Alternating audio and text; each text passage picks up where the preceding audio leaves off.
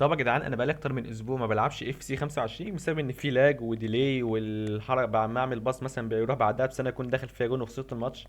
فالمهم لقيت الحل الحمد لله نهائي يعني دلوقتي. اول حاجه لما انت نوع كارتك انفيديا تكك كليك يمين تفتح انفيديا كنترول بانل هيظهر لك الشاشه دي.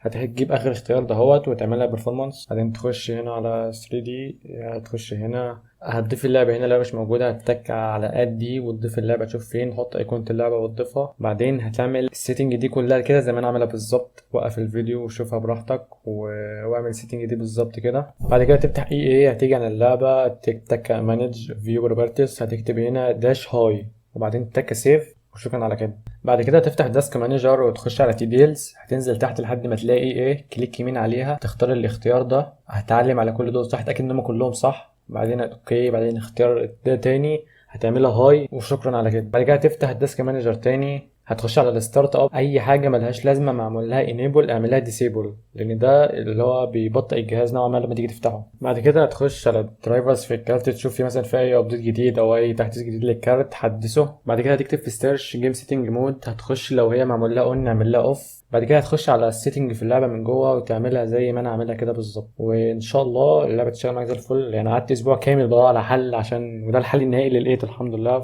اهم حاجه في السيتنج ده يا جدعان انها تكون 60 اف بي اس، لو ازيد من كده اللعبه هتلاج تاني. اتمنى ان هي تبقى موجوده وسليمه. متنساش بقى تعمل الفولو والسبسكرايب واللايك وقول في كومنتات لو الفيديو نافع معاك. ان شاء الله الفتره الجايه هبدا انزل فيديوهات ضحك عن فيفا وبقيه الالعاب عموما. متنساش طبعا ملخصات الكوره، فمتنساش بقى السبسكرايب واستنى. يلا حبيبي سلام.